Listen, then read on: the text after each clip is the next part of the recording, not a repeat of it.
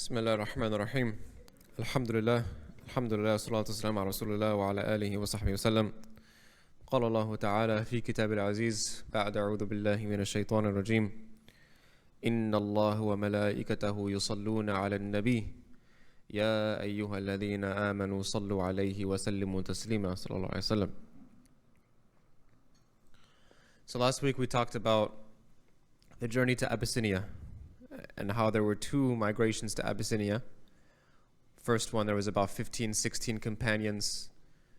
And then when they came back after the revelation of Surah Al-Najm, and we had our Qari Abdul Samad beautifully recite Surah Al-Najm to us to understand the power that it held. And it caused the entire tribe of Mecca, everybody in Mecca, to prostrate to Allah subhanahu wa ta'ala, both Muslim and non-Muslim. Even though many will still reject, the surah itself was so powerful that it caused everybody to prostrate to Allah subhanahu wa ta'ala, make sajda to Allah subhanahu wa ta'ala. And because of this, some of the companions that were in Abyssinia, they heard rumors that everybody in Mecca accepted Islam, so they returned. But when they found out that that wasn't the case, and then the other companions that were in Abyssinia were telling other companions how great it was in Abyssinia, they were able to practice their religion, they were able to gain strength, they were able to build a community, they were able to, increase their love for Allah and His Messenger while being in Abyssinia. Many other companions decided to follow suit and go to Abyssinia. So now there is 100 companions in Abyssinia. And this is probably about 80% of the Muslim community that migrated to Abyssinia. A very large number. And because of this, the Meccans felt insulted. They felt insulted. So Rasulullah sallallahu alaihi wasallam, he realized that Mecca was starting to become irritated. Because the more visible and prominent Islam was becoming, it started to reach a level where it was almost like poking a bear. So by removing the vast majority of Muslims in Mecca and moving them to Abyssinia, the agitation in Mecca went down several notches. Right? Similarly, when you have like a scab or something like that, they tell you not to pick at it, right? Don't agitate it, don't irritate it. So the Prophet ﷺ is not trying to irritate anything so it doesn't cause more harm to the body, the ummah. So it's also during this time where after the migration of Abyssinia, where two of the most high-profile conversions of Islam happened. Does anybody know who those two are? Was one? Umar radiallahu an. Good. Who's the other? Hamza radiallahu an. Yeah, right? Those two companions are going to convert to Islam after the migration of Abyssinia when the population of Muslims in Mecca are low. And so the Quraysh looked around Mecca and realized that the troublemakers are gone. Right? 80, 90% of the troublemakers are gone. They used their resources to get out of Mecca and travel to Habasha.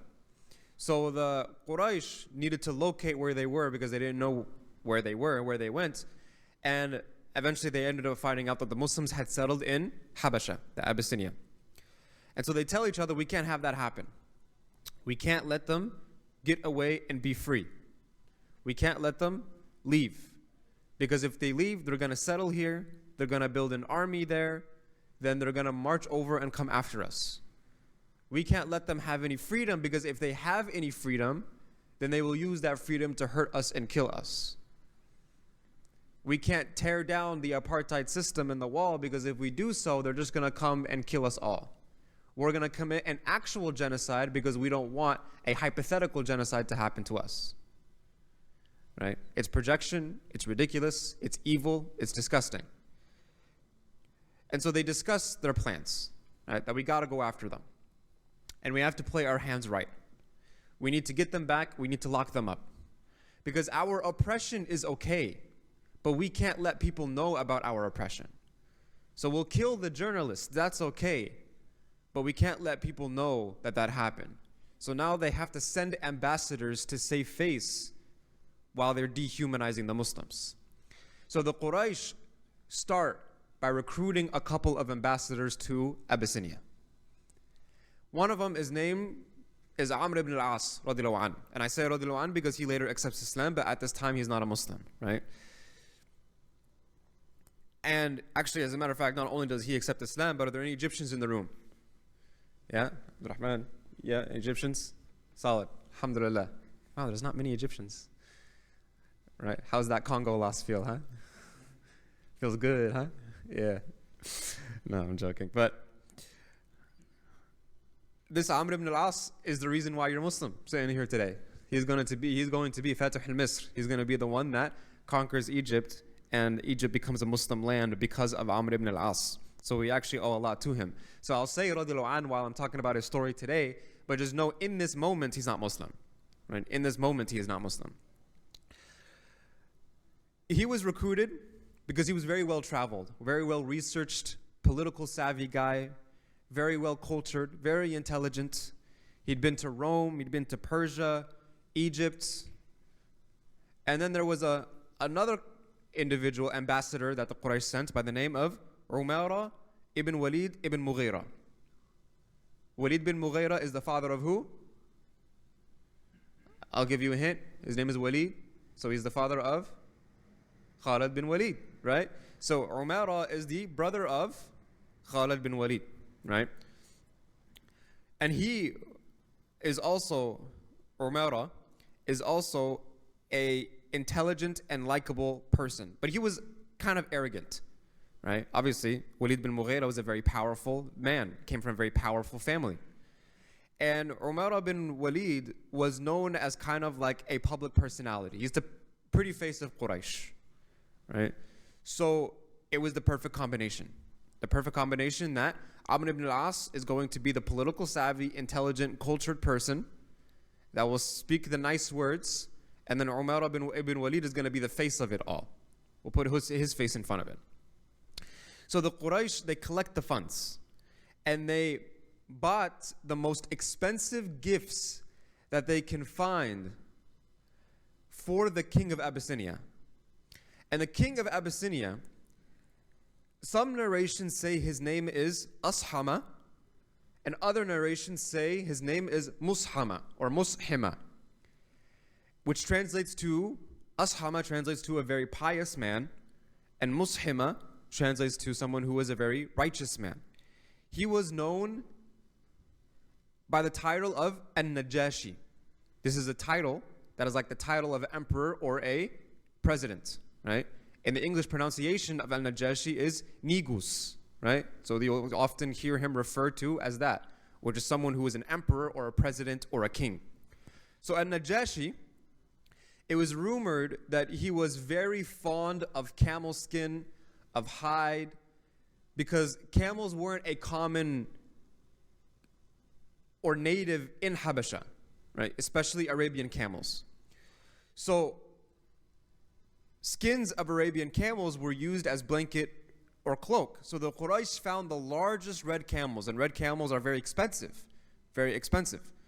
And they slaughtered, they skinned them, then they tanned the camel hides, and they packaged them as gifts.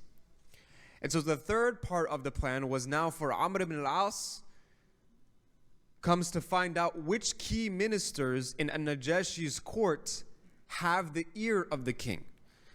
So being the political savvy person that he is, Amr ibn al-As will now approach those ministers, will persuade them with money and gifts to win them over. Then Amr will persuade those ministers to put in a good word so that he can talk with the king.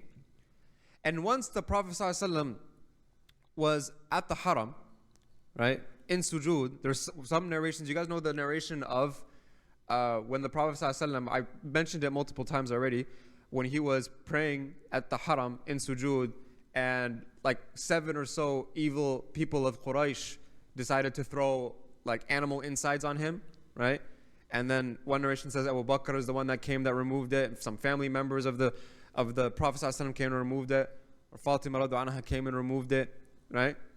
So there's one narration that says that Umayra ibn Walid was one of those people, right? So he's a very ill-mannered person.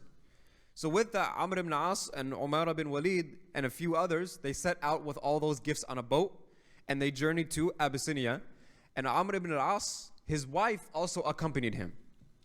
During this journey, Umayra, again, very ill-mannered, disrespectful person, being the wretched man that he he went up to Amr and he said to him that I find your wife very attractive. Would you mind if I commit indecent acts with her?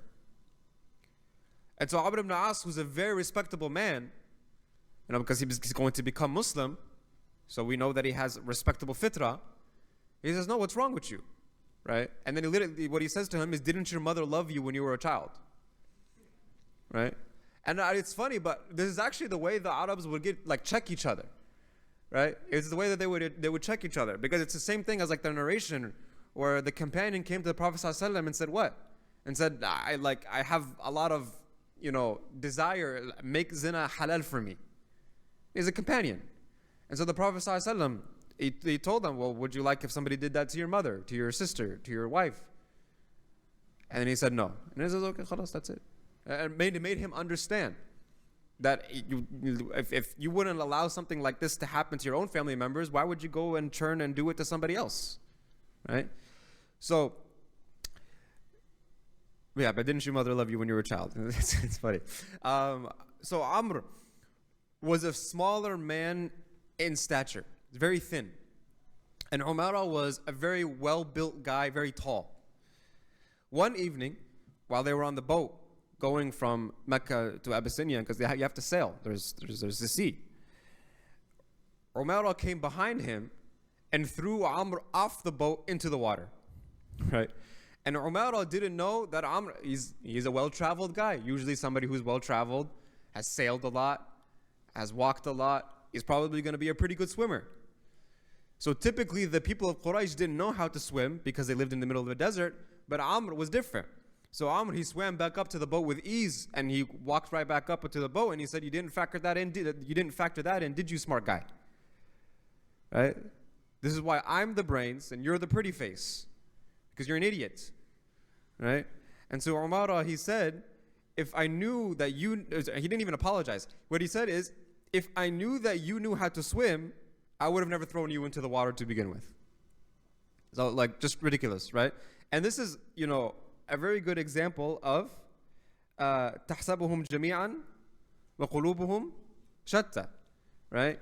That oftentimes when the enemies of Islam come to try to attack the Muslims, you think that they're united, but their hearts actually have a lot of animosity for each other, right? Their hatred of Islam is what unites them. So as Muslims, our love for Islam has to be greater than their hatred for Islam, and that is how Islam succeeds and wins. So Amr replied, you go sit in the corner before I have something done to you. So the Meccan party, they take care of their business in Abyssinia, but they didn't have much luck with Najashi.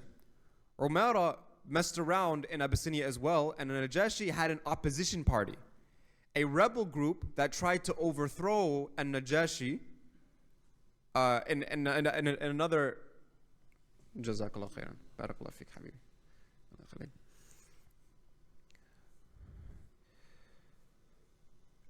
So, Najashi had an opposition party, a rebel group that tried to overthrow him. Umara tried to join in cahoots with the opposition party. This guy is just reckless.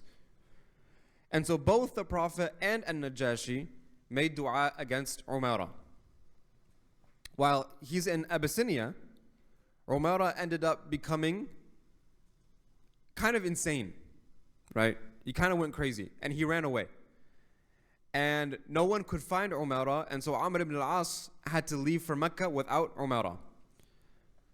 Later on, they actually found Umara living out in the wilderness and he had completely lost his mind. And much later on, during the Khalifa of Umar ibn al-Khattab, when the Muslims go in large numbers to Abyssinia, to Habasha region, they find Umara in his insane state. They were surprised to see Umara because by then everyone had believed that he was dead at this point. So the Muslims wanted to take him back home. So they grabbed him and they tried to restrain him and help him, and he kept screaming and said, let me go, let me go. If you don't let me go, I'll die. So he developed some sort of paranoia where he couldn't even be around people anymore, this social paranoia. And when people tried to nurse him to health and restrain him, Umara actually died that evening. So Amr and Umara, I know that was a kind of all over the place, but Amr and Umara, they arrive in Abyssinia and they make their way to the court of the king. And they approach the key ministers of the king, Najashi, And they give them the gifts. They tell them about the Muslim slaves that they'll call them, right? Some of our abidun sufaha, he calls them the foolish slaves, they have run away. Excuse me.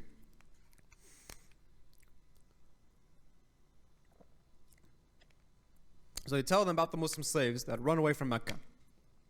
So Amr ibn al-As and Umar ibn Walid, they fatten up the ministers, right? They're sucking up to them and they're giving them gifts. And they were able to confirm a meeting with the king of Abyssinia for the next day. So the Quraysh bribe them and they finally get themselves into Najashi's court. And so Amr and Umar, the first thing they do is they lie immediately to Najashi. Immediately they lie. And they say, some of our abidun sufaha, our foolish slaves, they have run away from our masters.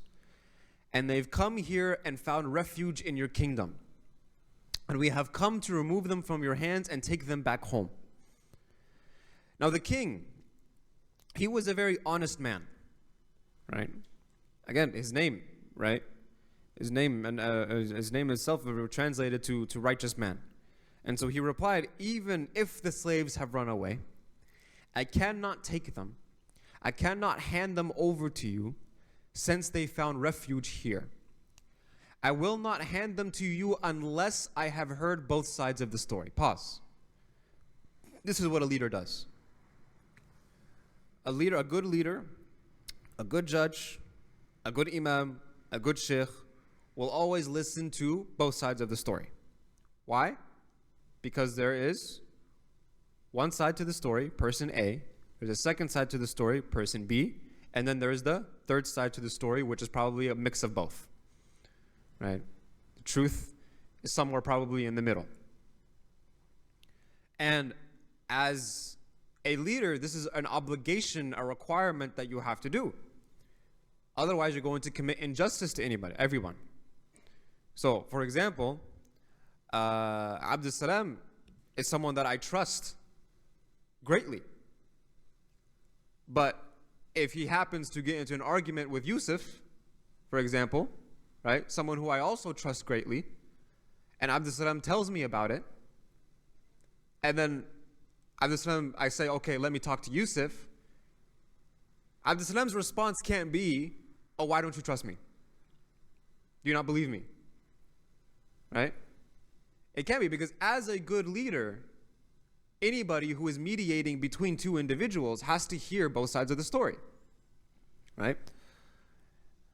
So whether you are the person that is mediating between two people, or whether you are the person that is, the one that wrong has been done to, and you are expressing your thoughts to the person that is trying to mediate the situation, there has to be that mutual understanding that as the person mediating, you have to hear both sides, and as the mediated, you have to understand that they have to hear both sides as well, right? Wallahu ta'ala alam. Now, so this is what makes Najashi a good leader. That he's interacted with the Quraysh before. He knows the Quraysh. They come to Abyssinia. They do trade and business. Abyssinians go to Quraysh and they do trade and business. And so, we may have a good relationship, but I still have to hear both sides of the story. And so this is why one of the wisdoms of the Prophet Muhammad ﷺ sending those early Muslims to Abyssinia is because he had heard of this righteous king's reputation. And so Najashi then requested the Muslim immigrants to present themselves in his court. Salama, who had migrated there to Abyssinia with her husband, narrated that when we got news that the king was asking for us, we were very worried. Because what did we talk about last week? They were instructed by the Prophet ﷺ to what? Don't be in people's faces. Don't be brute. Don't be rash. And try to kind of like take over the land and be like, now that I'm here as a refugee, as an immigrant, everyone has to listen to me and everyone has to do what I have to do and what I want. No, keep a low profile. do your thing. No one's telling you to give up your culture. No one's telling you to give up your religion, but keep a low profile. You don't want to seem like a threat. You don't want to seem like the enemy. So the Muslims were very worried because they had kept a low profile this whole time. So the leaders of the Muslim immigrants got together and said, look, we don't know what it's about, but we haven't done anything wrong. And we don't intend to do anything wrong. So let's not go there and assume the worst. Right? We have to be confident. We have the right intentions. We have the best of intentions. We're here to live quietly in freedom. We're not here to step on anyone's toes. All we have to do is go and express that. So there's a lot of great companions that are in this mix. There's Ja'far ibn Abi Talib, Abdurrahman ibn Auf. There's a lot of great companions that are there. They appointed Ja'far ibn Abi Talib, who was the older brother of Ali ibn Abi Talib radiallahu an, and the son of Abu Talib, who was the uncle of the Prophet Muhammad sallallahu alaihi wasallam. That same uncle who raised the Prophet sallallahu alaihi wasallam from the time he was 8 years old, and is a father figure to the Prophet Muhammad sallallahu alaihi wasallam. And so Ja'far ibn Abi Talib was an individual who was well taken care of by his father, but also by his father's brother, his uncle Abbas. Just like how the Prophet Muhammad ﷺ helped Abu Talib, because Abu Talib did not have a lot of wealth.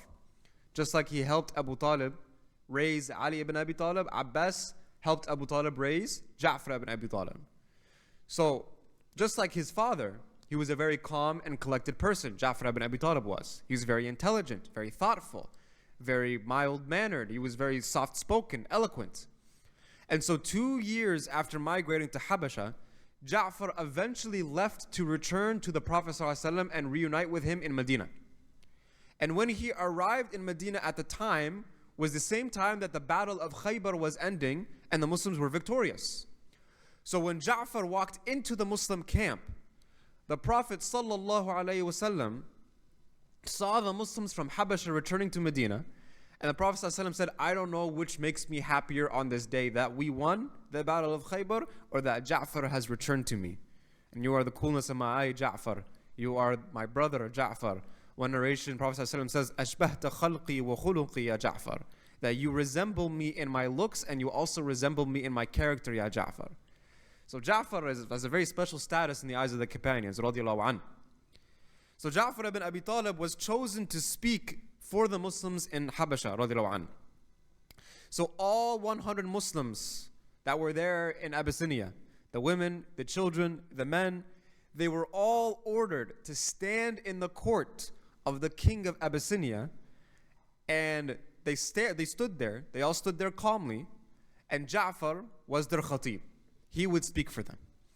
And so when Ja'far stepped forward to the audience of Najashi, the king, he didn't bow down to the king. When Amr ibn As and Umara came, they bowed down to Najashi. They greeted the king with a bow, and they thanked the king also with a bow. So immediately Amr and Umara, who were also there with the king's ministers, they said, look, he didn't bow down to the king. Disrespectful, right? Because you don't do what my culture does, that means you are rude and you are nasty and you are disrespectful. Right? What's an example of this that we see in our... Yes, Faris and I are like this, man, mashallah. Like we're same way, like shaking hands, right? If you don't shake hands with the opposite gender, you're seen as rude and disrespectful. But our tradition, it's actually the most respectful thing ever. Out of honor and respect for you, unless I am permissible for you, I'm not just going to touch you. That's absurd. So, they're trying to use the respectful nature of the Muslims and trying to turn it against them. And so, Najashi asked Ja'far, why didn't you bow down to the rest of your tribe's people? Right? Why didn't you bow down? They bowed down. So, obviously, it's a part of your custom. Don't you follow your custom? Why didn't you bow down?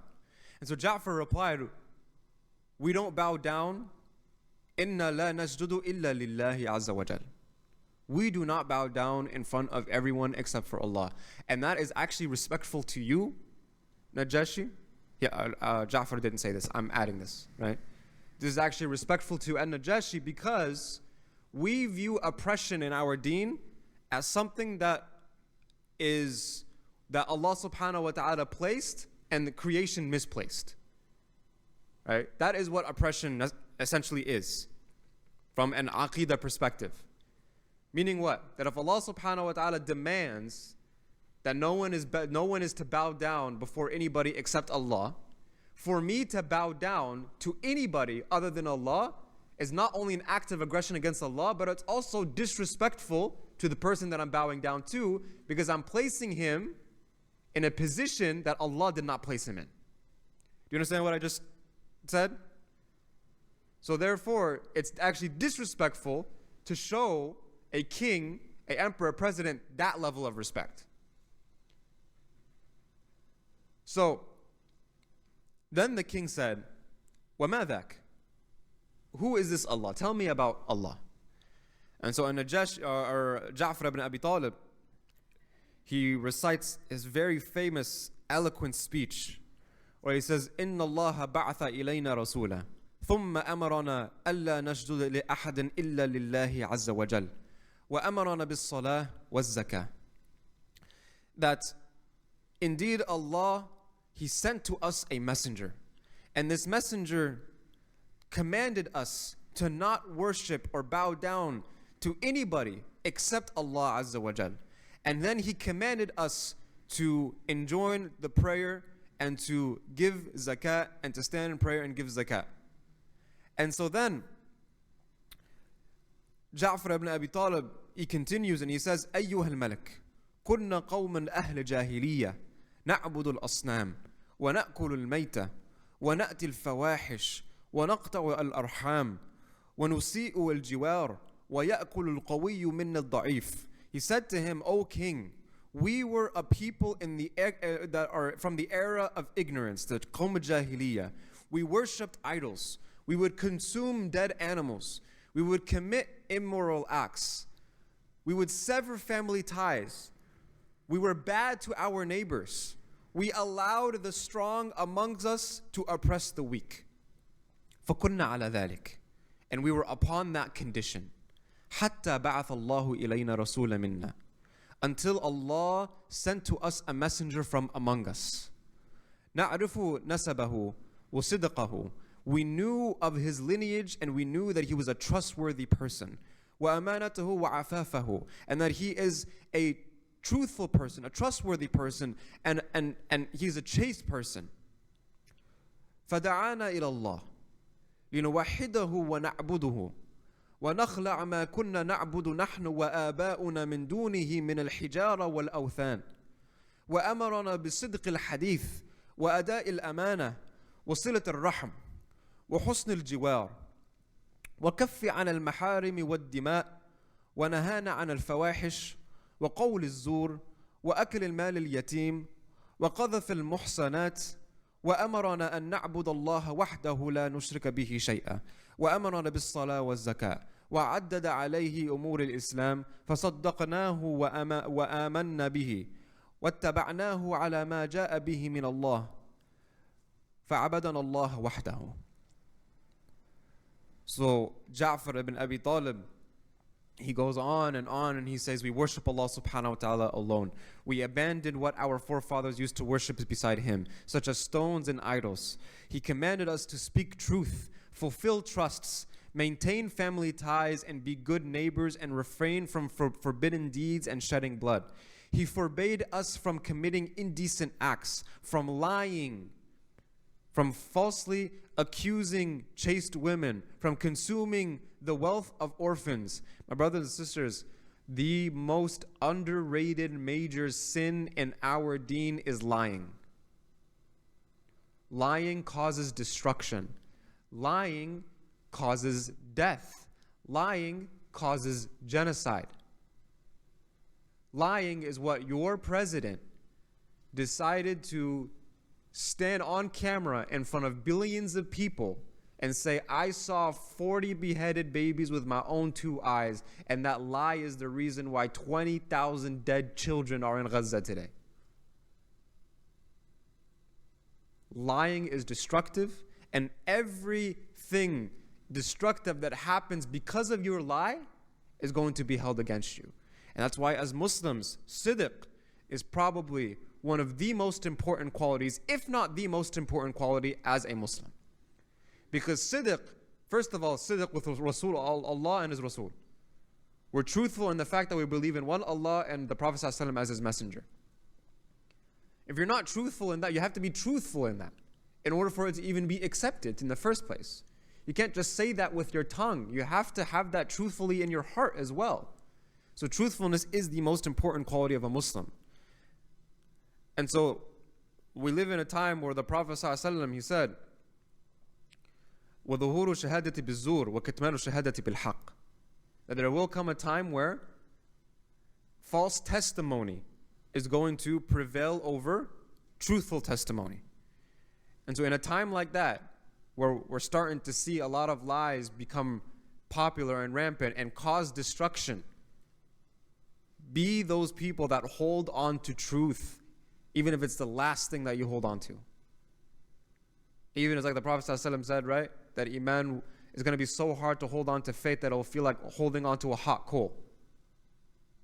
Right? And what is faith? It's sidq. Faith is sidq. Faith is truthfulness. That's what it is. And so hold on to that. Hold on to that as best as you can. Because it will make or break us.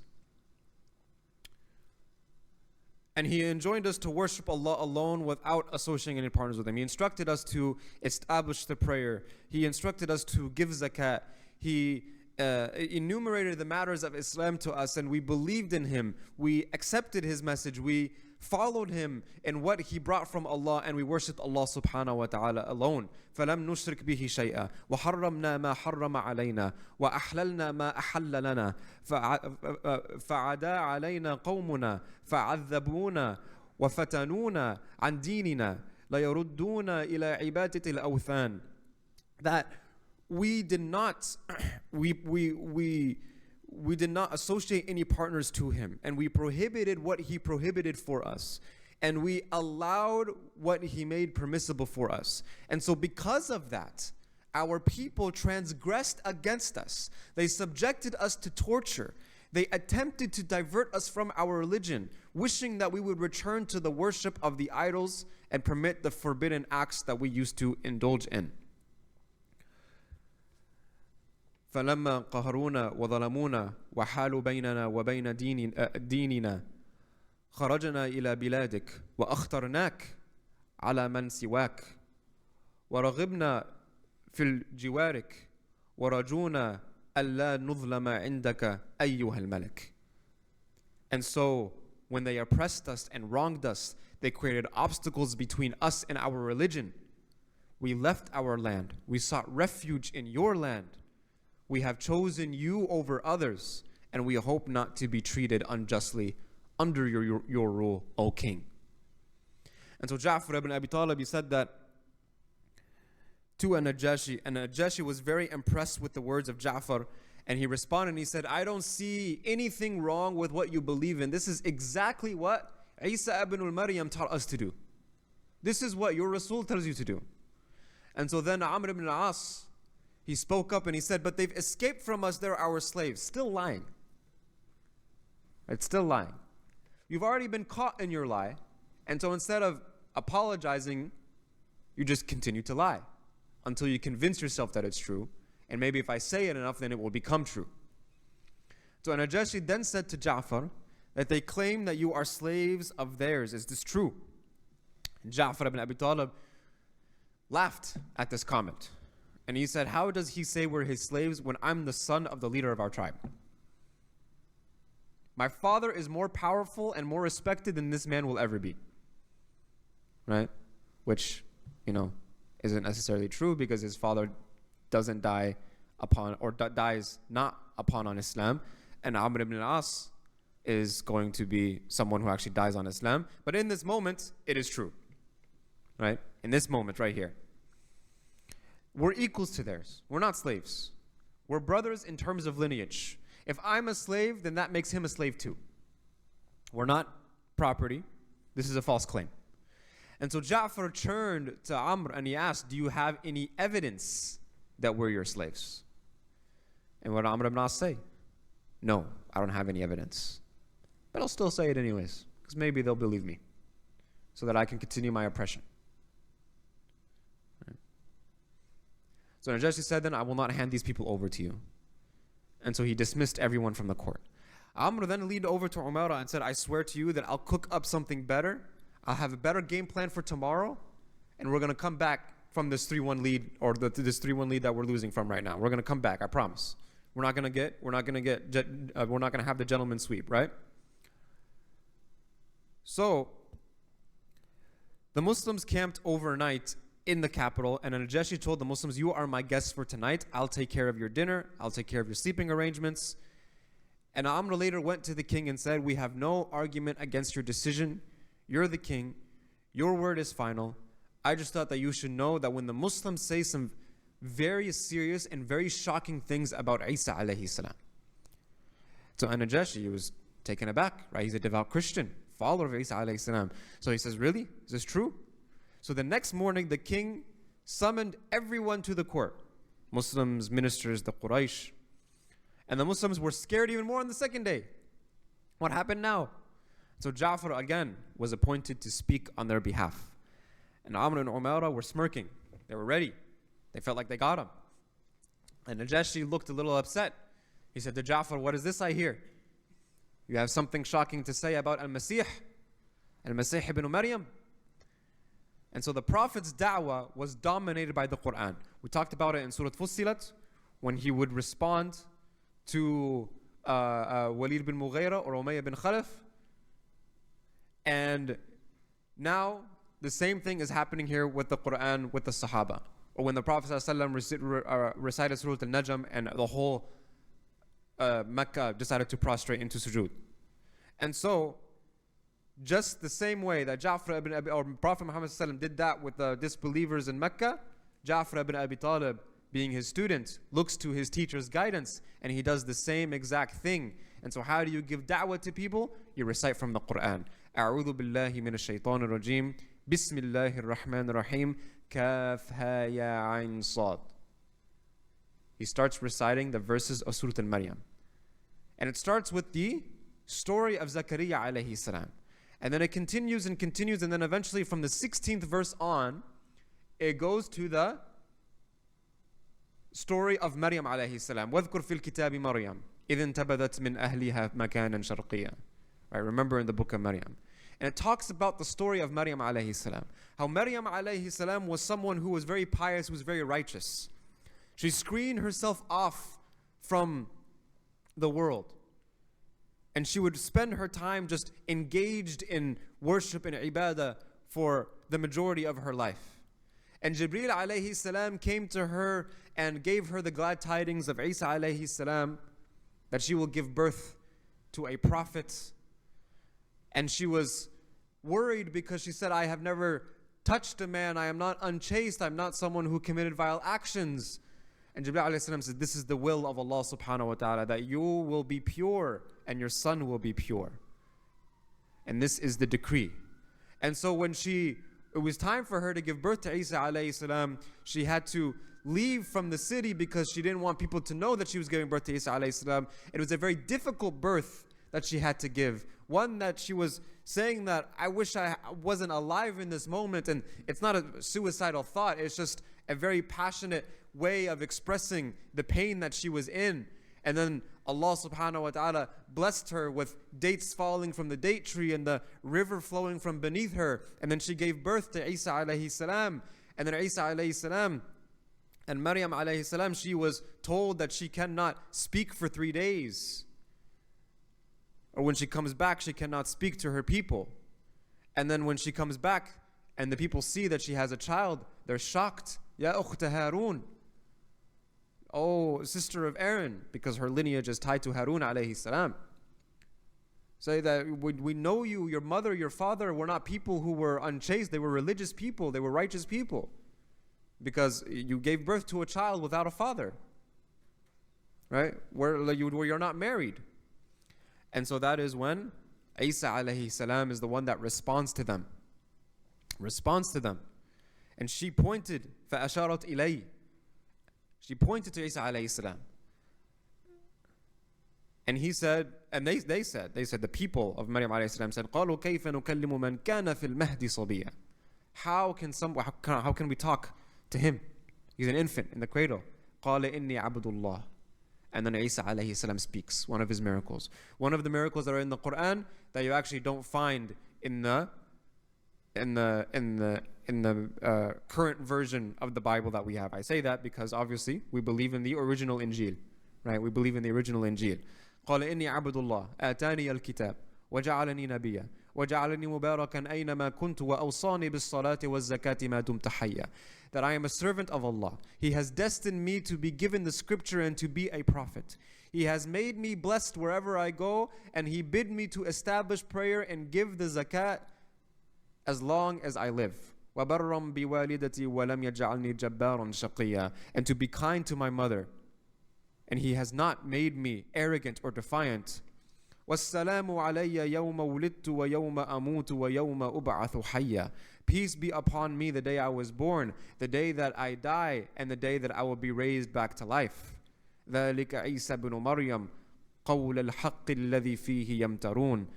That is Isa alayhi salam, the son of Mary, and this is a word of truth about which they dispute. مَا كَانَ لِلَّهِ أَن يَتَّخِذَ مِنْ وَلَدٍ سُبْحَانَهُ إِذَا قَضَى أَمْرًا فَإِنَّمَا يَقُولُ لَهُ كُن فَيَكُونُ. It is not befitting for Allah subhanahu wa ta'ala to take a son. Glory be to Him above anything like that. When He decrees a matter, He simply tells it, kun fayakun, be, and it is. وَإِنَّ اللَّهَ رَبِّي وَرَبُّكُمْ فَاعْبُدُوهُ هَذَا صِرَاطٌ مُسْتَقِيمٌ.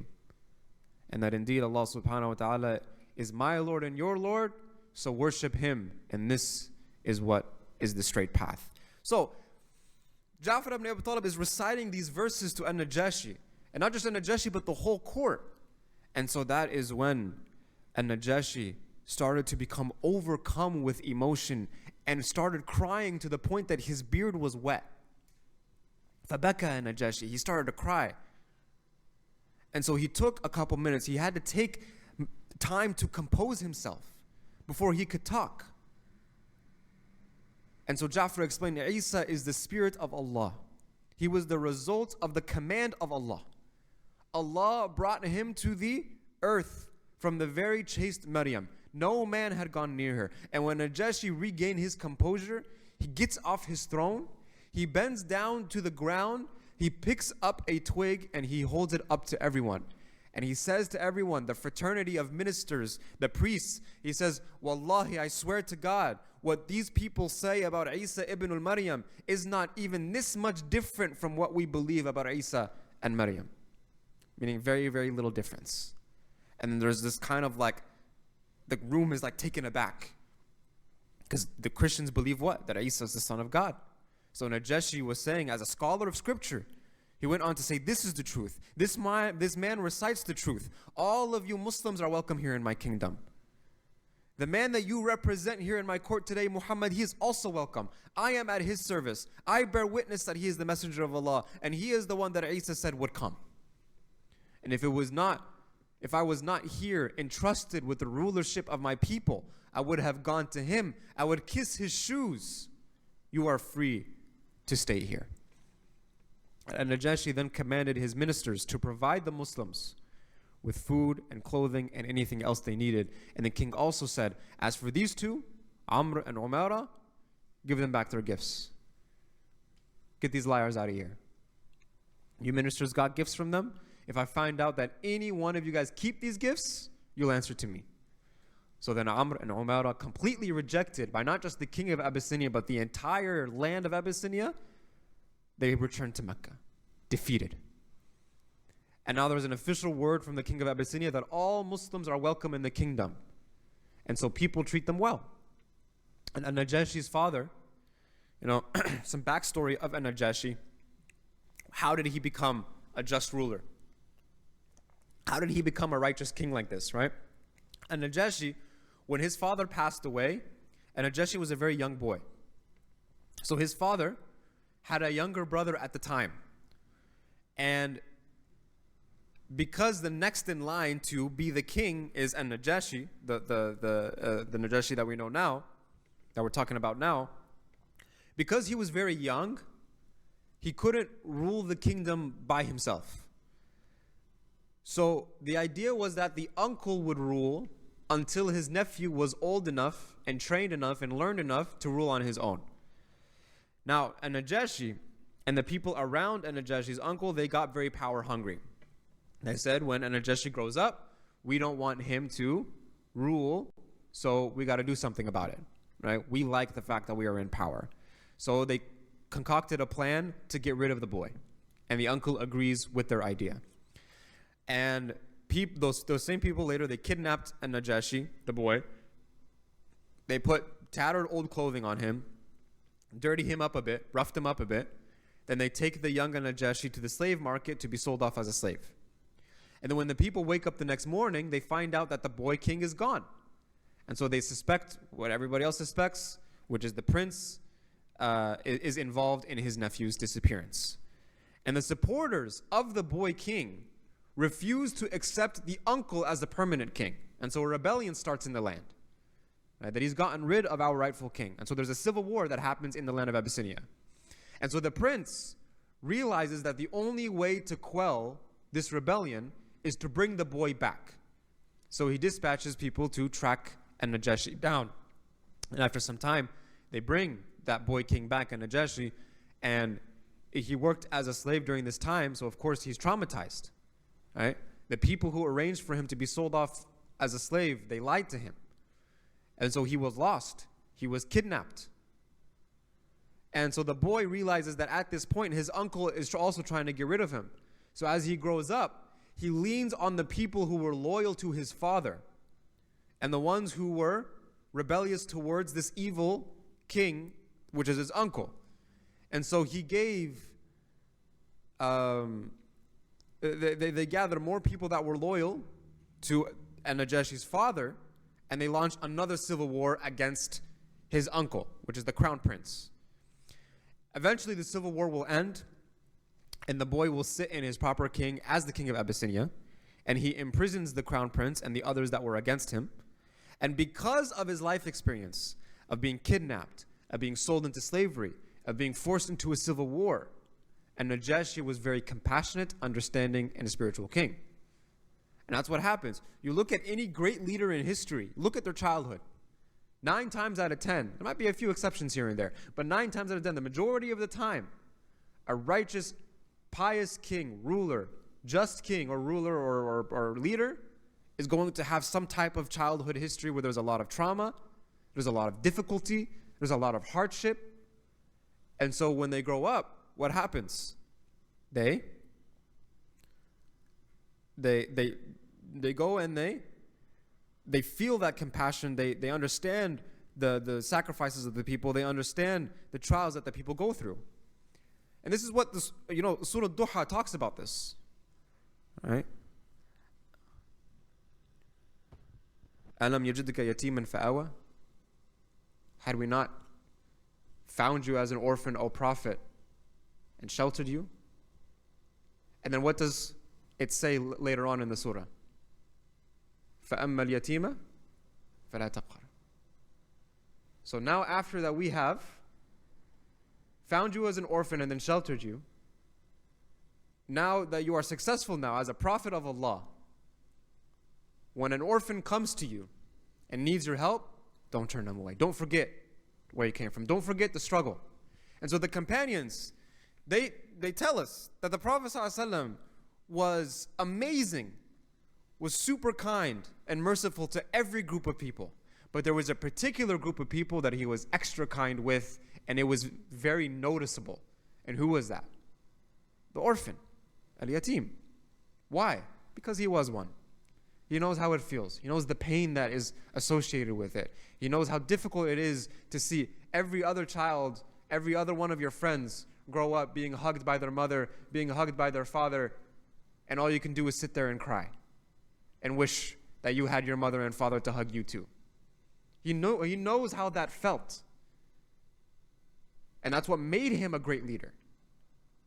That he knew how the most the most forgotten in society, the people that suffer the most in society, he knew how they felt. And so therefore he's able to be a good, righteous leader because of that. So Najashi is similar in that sense. Right? Obviously the Prophet ﷺ is the greatest leader, but Najashi is a great leader too. And it's because of his rough history, his rough past, his rough childhood that made him compassionate. So when Ja'far ibn Abi Talib recited the Quran in the court of the king, and Najashi felt that boost of iman. And afterwards the ministers, they huddled up and they said, we got a situation on our hands. And Najashi said some crazy stuff yesterday, right? And so they tell him, you got to take back what you said about this Isa and Muhammad, that they're the same, that they're both prophets of God. And the king replied, no. Why should I take that back? And so the ministers then gather all the priests and monks together and they assure each other, right? They lie to themselves. They said, no. When Najashi said, I swear he's the messenger of God, he was talking about Isa alayhi salam, not Prophet Muhammad sallallahu alaihi wasallam. You know the king's policy, right? He takes care of minorities. You know that he's fair to everyone. He's kind to Muslims, so we should also be kind to them. But the king has not forsaken Christianity. Don't worry, the king is fine. So the next day, the ministers go to Najashi and tell him that even though he quelled his opposition in the civil war, there is another opposition that is gaining on him because of the rumor that he accepted Islam. And so the minister told Najashi, your opponents are calling you a heretic. Whatever you believe, you can believe. We're going to pretend that we never heard it. We just want to help you run the country, but don't say any more of the Muslims' prophet. Don't talk about the Muslims' prophet anymore or any of that stuff. Now, Najashi understood that there was another civil war that could occur if he publicly proclaims himself in agreement with the Muslims. So he decided to keep those thoughts to himself, right? And so this time, the opposition was gaining, and there actually was a civil war that rises again despite this. And Najashi lost ground against the opposition, and the king suffered a lot of losses. And so when the Prophet ﷺ heard about another civil war in Abyssinia and how Najashi is not faring well, the Prophet ﷺ made dua that Najashi will be victorious because he had been so kind to the Muslim refugees. And because it's a dua of the Prophet ﷺ, what happens? It gets accepted. And so Najashi's force, it was losing ground, but then eventually they were able to defeat the opposition and he was able to remain in power. Later on in his life, and Najashi publicly accepted Islam, made his Islam more public. And, we know this because Ramla bint Abu Sufyan, right? Ramla bint Abu Sufyan, who was one of the Muslims that migrated to Abyssinia, her husband, when she moved, became very emotionally disturbed, right? Something cracked him. So he started drinking alcohol. He started kind of becoming like a raging alcoholic. In his drunken state, he was very abusive to Ramla. Some narrations even say that he may have even left Islam completely, eventually drank himself to death. And so Ramla, who's now a widow and was also pregnant at the time, she gave birth to her daughter Habiba. And Ramla is known as Habiba.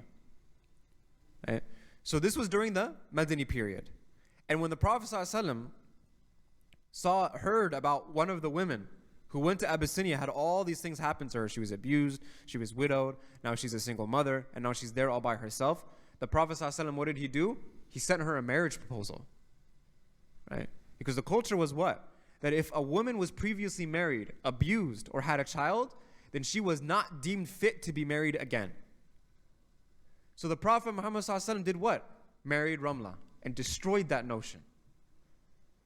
And so if someone who had that rough past, the Prophet ﷺ wants to marry her, then nobody else can claim that this is something that I don't want, or this is something that is to look down upon. And this was very common in the life of the Prophet ﷺ. Wallahi, like the more you learn about the Prophet ﷺ, you really truly realize that his life, his whole life was a miracle. It was special. And that he's indeed a prophet of Allah. The greatest way to build sincerity in our religion is to just read about his life, study his life. Amazing things like this would happen all the time. Because as Muslims, we have to be the source of hope and optimism for others. And this is what the Prophet ﷺ did time and time again. He always dispelled all the misunderstandings and the stigmas that were around him. The Jahili Arabs, they would associate curses and bad omen to people that had special needs. So if you had a certain disability, people would shy away from sitting with them and eating with them because they were cursed and they had a bad omen around them. What did the Prophet ﷺ do? He insisted on drinking and eating with people that had those needs. Right?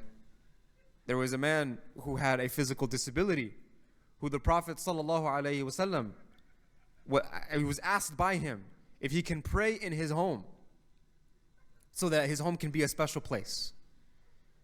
And the Prophet ﷺ is the busiest man in the world. I don't care how busy any of you guys think you are. He is busier than all of you times 100. He has to deal with the affairs of the entire ummah. And then not on top of that, he has to maintain his daily ritual relationship with Allah subhanahu wa ta'ala. How many Hisnul Islam, Hisnul Muslims, Kitab al-Adhkar books do we have? Kitab al-Dua books that we have? How many of you guys go through all those du'as every day? Why? Because we're busy.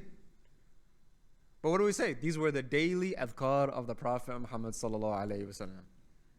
And he still had time to take care of his family, take care of the affairs of the ummah, take care of the affairs of everybody.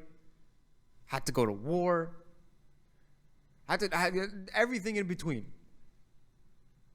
So literally the busiest man this world has ever seen was the Prophet Muhammad sallallahu alaihi wasallam. And so, how many requests like this do you think he gets? All the time. Right? Come to my house, come to my house. We'll serve you, come to my house, come to my house. Prophet sallallahu alaihi wasallam made it a point. Not only did he go to this man with a physical disability, he took Abu Bakr as-Siddiq with him and they both prayed together in this person's house. So then this person's house became a special place, right? And we've talking about before, I think we've mentioned it before in Seerah, maybe I mentioned it somewhere else, but there's a Sahabi by the name of Julaybib. The people didn't treat him very well in society because Julaybib was someone who had physical deformities. He wasn't the most attractive person as well. And on top of that, he was Abyssinian as well, Habasha. So we're talking about a lot of ways that he's being ostracized by society in an ignorant period of the Jahili Arabs. So there was deformity, there was disability, and there was racism. And so when the Prophet ﷺ spoke to Julaybib and spoke to the people about Julaybib, what did he say? He is from me and I am from him. The Prophet ﷺ declared Julaybib as part of his family. This is who Rasulullah ﷺ is, right? Anybody in society that is torn down, he builds them right back up. So anyways, all that to say, Ramla, back to Ramla, right? Habiba. And Najashi himself facilitated the marriage. He prepared an entire caravan for the ceremony with bodyguards, food, gifts as mahar from the Prophet to Ramla. And so in the 9th year of Hijrah, shortly before the Prophet ﷺ's death, he received news of Al-Najashi's death, right? And the Prophet ﷺ gathered the Sahaba together. They all prayed a Salat al-Janazah for Al-Najashi. And when Ja'far came from Abyssinia to Medina to rejoin the Muslim community in Medina, after the Battle of Khaybar, he told the Prophet that Al-Najashi sent a messenger along with the rest of the Muslim migrants. The messenger was a personal servant, Al-Najashi, someone who was like family to Al-Najashi. And the servant asked Ja'far to tell the Prophet ﷺ how Al-Najashi treated the Muslims in Abyssinia. And Ja'far told the Prophet ﷺ about Al-Najashi's kindness and his proclamation and belief of Allah. And Al-Najashi also asked the Prophet to ask Allah for forgiveness on Al-Najashi's behalf. So after the Battle of Khaybar, the Prophet ﷺ gathered the Sahaba together and they asked Allah for Al-Najashi's forgiveness, and the Sahaba all said Ameen. Now a key point here, before we conclude inshallah, and I'll conclude in the next 5 minutes, I promise. The Prophet ﷺ, he prayed Salat al-Janazah for someone who died elsewhere. There was no body that was present, right? So majority of scholars, however, say that praying Janazah for someone who is not physically there is not permissible. Example, if someone dies in California, you can't just pray Salat al-Janazah for the deceased if you're in New York. There is a minority of scholars that believe that it is permissible because the Prophet did it. But because it is permissible, it should be restricted to the following circumstance, which means that it should only be done in a situation where a Muslim passes away, where his Islam is not known, it is a secret for whatever purpose, and that he does not receive the proper burial rites. And there were a few Muslims living in Abyssinia. There's some narrations that say that they prayed janazah for Al-Najashi, but the Prophet ﷺ took into consideration that Al-Najashi's Islam wasn't public, and so that he wouldn't get a proper Islamic burial. And since Al-Najashi was a ruler, the Salat al-Janazah for Al-Najashi was more of a gesture of respect by the Prophet. It was an exception. So this is not to be taken as a general precedent. And we see this and we affirm this because there is no other instance where the Prophet ever offered Salat al-Janazah for people that died elsewhere. Some Muslims died in Mecca. Some Muslims died in Yemen. Some Muslims died in battles where the Prophet ﷺ was not at. And Prophet ﷺ was in Medina at the time. And he did not offer Salat al-Janazah for any of them, except An-Najashi. This was an exception to the rule, a special honor for An-Najashi. So that is why the majority of scholars say that it is not permissible to pray Janazah for those who have died elsewhere. And, I remember when I think I was like a freshman in high school when Muhammed Ali, rahimahullah, passed away. You guys remember that? And like all of America prayed Salat al-Janazah on him. It's beautiful. It's beautiful, right? I think that it's a testament to how much Allah loves this man, that he almost made it a precedent that the entire United States of America and maybe even beyond are going to pray Salat al-Janazah al-Ghaib for him. Salat al-Janazah upon the absentee. But technically speaking, the majority of scholars were actually against this. Right? They were actually against this, which shouldn't have been done. But, again, minority of scholars have this opinion, so it is an acceptable opinion. So if you see somebody doing it, you're not just going to go out there and be like, what are you doing? Right? When it comes to adab al-ikhtilaf, we don't condemn people engaging in practices that are within disagreements. Right? So if it's within Ahl Sunnah wal Jama'at, within the four madhahib, no problem, inshallah. Even if there's disagreement, khair, no problem. We don't condemn people for having differences of opinion. We condemn people for the things that are agreed upon. Wallahu ta'ala alam. Anyways, I'll take one question because we are short on time, but then we can do inshallah. Yes, go ahead. Did the Najashi Nasir or no? Yeah, we believe he's a companion. Did Najashi speak Arabic? Did Al-Najashi radiallahu anhu speak Arabic or no? I don't know. That's a good question. I think so, or he could have written it with a scribe, because there was letters that were passed by Najashi and Prophet ﷺ, right? The main reason I asked is when Ja'far picked up eloquent speech, how was he able to understand the eloquence of it? Yeah, I mean that's a fair point. He probably did. I don't know for certain, but he probably did. Yeah. I'll take one more. Any questions from the sisters? Yes. Okay, no problem. Yeah. Yeah, so there is also, it's a good question. So the sister's asking about, are there other exceptions to the rule, like Salat al-Janazah, someone goes traveling and then they go missing and there's nobody to pray Salat al-Janazah, they don't know what happened. That's also one of the exceptions, right? That if you don't know what happened to the body, or if anybody actually prayed Salat al-Janazah on the body, then you could also do Salat al-Janazah al-Ghaib in that case as well, right? For example, one thing that, we have even done in this masjid, right? Or actually we did in one of the protests, right, for Palestine. How many brothers and sisters are under rubble, right? How many brothers and sisters are under rubble? And we don't even know whether they're alive or dead. And then they're missing. We won't even know if janazah has been prayed upon those bodies, right? So I led a janazah salat al-ghaib for those people, right? I did. And I know I'm talking about why it's not valid fiqh-wise. But again, there's academic discussions that you can have, And but when it comes to, things that have differences of opinion, we should be okay if it's going to bring comfort and peace to people, if it's going to give hope to people, to act on things that are disagreements, inshallah, knowing that there are scholars and ulama who are far above us in knowledge that have deemed this to be permissible. Wallahu ta'ala alam. You had a second question?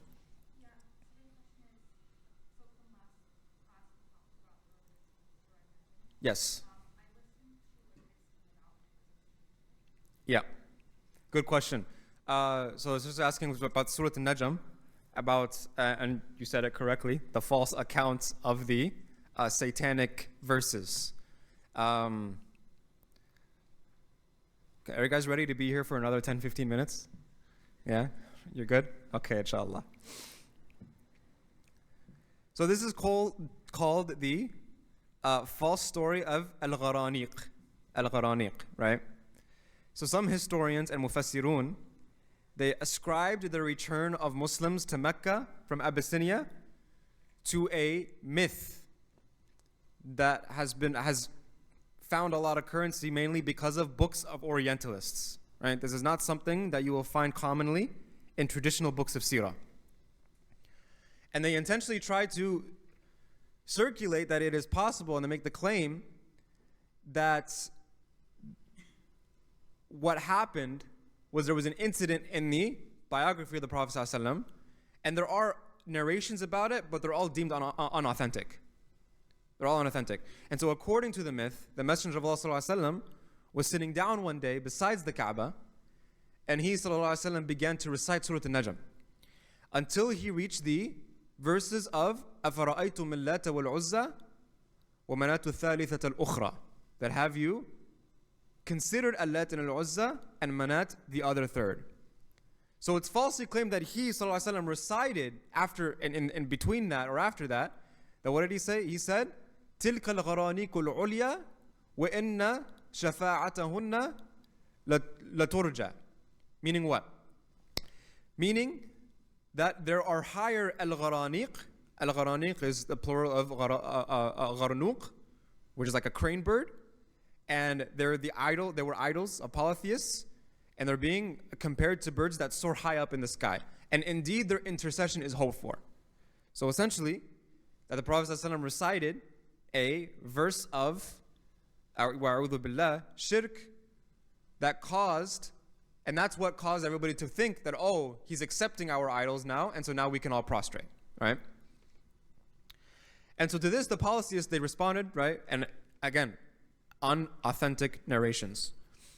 Never before this day has he spoken well about our gods, and indeed we knew that it is Allah who provides sustenance, who gives life, and who causes death, yet it is our gods that intercede on our behalf with him. And so then when the Prophet ﷺ reached the verse of prostration, they all decided to prostrate, with the exception of Walid bin Mughira, because of him being an old man or him trying to be different, and then he took some sand, some dirt, and put it on his forehead instead, right?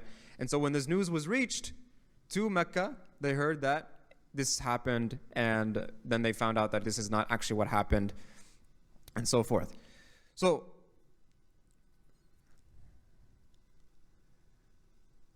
it is further claimed that when the Quraysh said to the Prophet ﷺ, will you not give our gods a share in your religion so that we can then support you?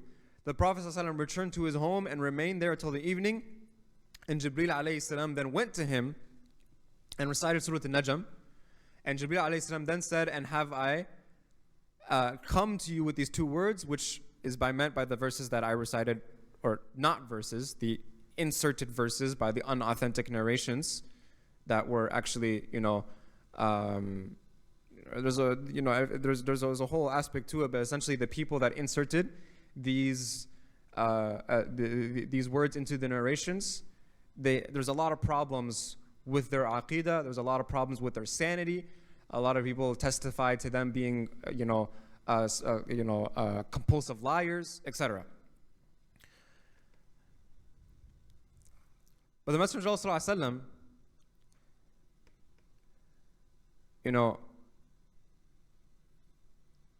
if we look at the verse, for example, وَمَا أَرْسَلْنَا مِن قَبْلِكَ مِن رَسُولٍ وَلَا نَبِيٍّ إِلَّا أَذَا تَمَنَّى ألقى الشيطان في أمنيته فينسخ الله ما يلقى الشيطان ثم يحكم الله آياته والله عليم حكيم. Never did we send a messenger or a prophet before you, but when he did recite the revelation or narrated or spoke, Shaitan tried to throw falsehood into it. But Allah abolishes that which Shaitan tries to throw in it, and then Allah establishes His revelation, and Allah is the All-Knower and the All-Wise. The Messenger of Allah ﷺ then, he continued to disparage the gods, and they continued to persecute him and the Muslims. In summary, the story of Al-Gharaniq, the so-called satanic verses, is a myth, right? It's not based on any authentic narrations. And Al-Fath al-Bari by Imam Ibn Hajar al-Asqalani, he even speaks at length about this issue, if you want to, hear it there. But a good English version of basically what Ibn Hajar al-Asqalani says in Al-Fath al-Bari is Sheikh Yasir Qadi's podcast or Seerah podcast that he did. And he has a session on this topic specifically. And essentially what he does is basically just goes through Ibn Hajar al-Asqalani's points in Fath al-Bari and why these are the different academic points that are brought up, and essentially why these are unauthentic narrations. And also Imam Ibn Hajar, as well as others, pointed out that it's impossible for the Prophet ﷺ to have uttered such false words and to be ascribed to him, considering what? What does Surah An-Najm itself actually say? وَمَا يَنطِقُ عَنِ الْهَوَى إِنْ هُوَ إِلَّا وَحْيٌ يُوحَى. So Surah An-Najm is a refutation of the so-called satanic verses in Surah An-Najm. Surah An-Najm itself says that the Prophet ﷺ cannot speak anything that is not revealed by Allah subhanahu wa ta'ala. So how would he reveal something that is contradictory to Allah subhanahu wa ta'ala, or speak something that is contradictory to Allah subhanahu wa ta'ala? And this is what happens when Orientalists, when liars try to defame the religion. They do an absolutely miserable job at it every single time. And that is what also happens when people try to lie, when people try to spread false propaganda, when people try to claim that a calendar is a list, right? It's just very poor research, very poor. If you wanted to put this so-called verse into the Quran, you should have at least tried to read the chapter that you were trying to insert the verse in, because the same chapter refutes your verse. وَمَا يَنطِقُ عَنِ الْهَوَى إِنْ هُوَ الْوَحْيُ يُوحَى. So, Wallahu ta'ala alam, right? That's hopefully a summary. It's a very long topic, it's a very long thing to discuss about. I'm glad you raised that question, because I was debating whether I should bring up that discussion or not.